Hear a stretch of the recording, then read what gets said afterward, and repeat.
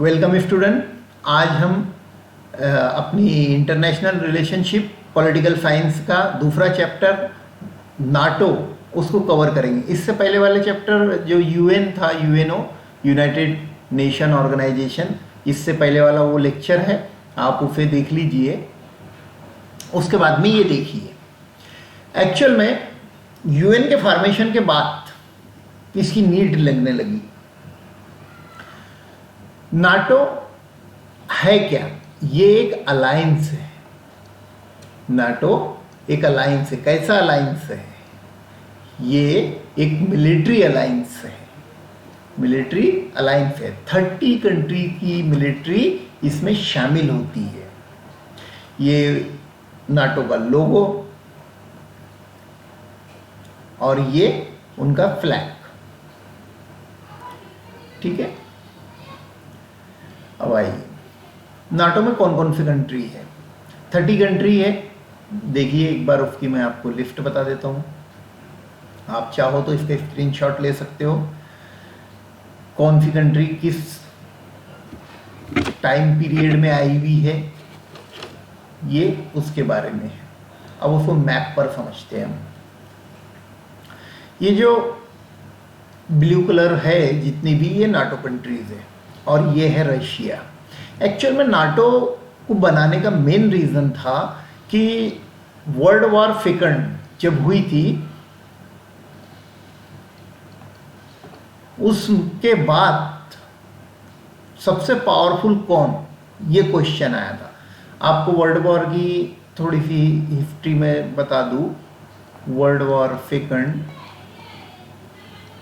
जो कि 1939 टू 1945 तक चली थी, इसमें दो फोर्सेस, दो गुटों ने आपस में लड़ाई लड़े थे। जो मेजर दो गुट थे, एक थे एक्सिस पावर, जिसमें जर्मनी, इटली और जापान ये मुख्य देश थे, और एक थी अलाइड फोर्सेस, अलाइड पावर। इसमें UK, USSR means union of Soviet socialist Republic, USA और फ्रांस, ये प्रमुख कंट्री थे। हुआ क्या कि वर्ल्ड वॉर 2 में यूएसए ने जापान पर न्यूक्लियर अटैक कर दिया। ये इसके दो मुख्य शहर थे, हिरोशिमा और नागासाकी, उसके ऊपर अटैक कर दिया। कैसा अटैक किया? न्यूक्लियर अटैक किया। न्यूक्लियर अटैक करने के बाद में, और इधर जो यूएसएसआर था, जो आज हम जिसे रशिया के नाम से जानते हैं, उसने जर्मनी को बहुत बुरी तरीके से जंग में हराया। अब ये ग्रुप तो पूरी तरीके से हार गया।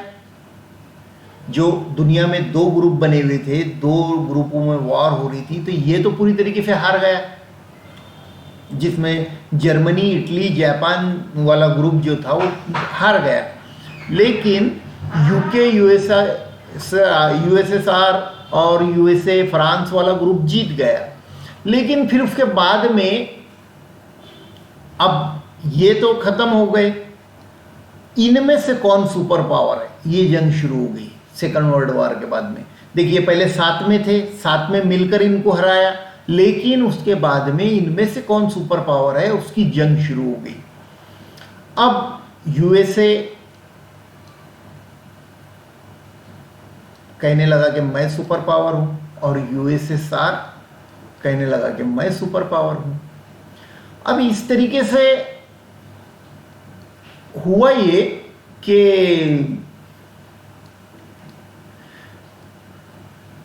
यूएसए ने अलग अलग कंट्रीज को मिलाकर एक संगठन बनाया, मिलिट्री संगठन।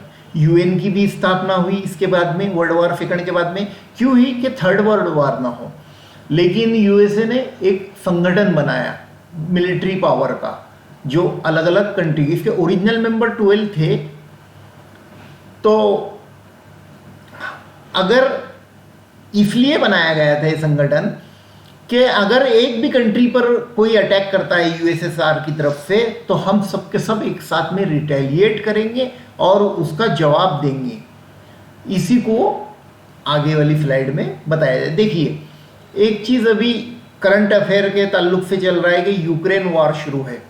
रशिया ने यूक्रेन पर हमला बोल दिया। क्यों बोला? क्योंकि वो नहीं चाहता था कि नाटो का मेंबर यूक्रेन बने। पहले उसने धमकी दिया, धमकी देने के बाद में भी यूक्रेन माना नहीं तो उसने हमला कर दिया। क्योंकि वो नाटो का यूक्रेन मेंबर बन गया तो उसके एकदम नियर नाटो का अलायंस आ जाएगा।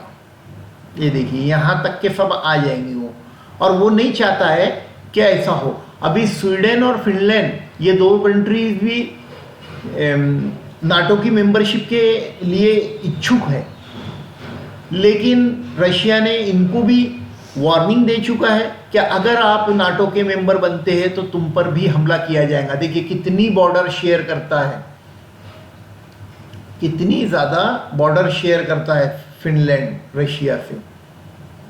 देख रहे हैं आप, इतनी ज़्यादा। अगर फिनलैंड नाटो का मेंबर बनता है तो नाटो फोर्सेस यहाँ तक के आ जाएंगी और ये रशिया के लिए अच्छी बात नहीं होगी। इसीलिए ये यूक्रेन को भी रशिया ने धमकाया था, और धमकी नहीं थी वो, उसके बाद में उसने अटैक कर भी दिखा दिया। ये नाटो के मेंबर कौन कौन से कंट्री है? 30 कंट्री। अभी की सिचुएशन में 30 कंट्री नाटो के मेंबर है। इनमें जॉइंट सिक्योरिटी कर आता है। इसका आर्टिकल 5 जो है नाटो का, वो जॉइंट सिक्योरिटी कर आता है। यानी किसी भी एक देश पर अगर हमला होता है तो ये माना जाएगा आर्टिकल 5 के तहत कि सभी देशों पर हमला हुआ, और ये सबकी जो जॉइंट फोर्स है वो एक साथ में अटैक करेंगी जो भी हमला करता है उसके ऊपर। देखिए ये नाटो की स्थापना कैसे हुई थी? तो ये साइन हुआ था वाशिंगटन डीसी में 4 अप्रैल 1949 को। NATO is a collective security system. जी मैं समझाने की कोशिश कर रहा था पिछली स्लाइड में। कलेक्टिव सिक्योरिटी सिस्टम मीन्स कि एक पर अटैक माना जाएगा कि सब पर अटैक है वो, और एक अगर वापस रिटेलिएट करेगा तो उसके साथ में 30 कंट्री मिलकर रिटेलिएट करेंगी। ये एक किस्म का इनका ऐसा गठबंधन है। इसका हेडक्वार्टर ब्रसेल्स में है जो बेल्जियम में है। इसमें 3.5 बिलियन सोल्जर और इनके पूरा स्टाफ जो है नाटो का 3.5 बिलियन का है।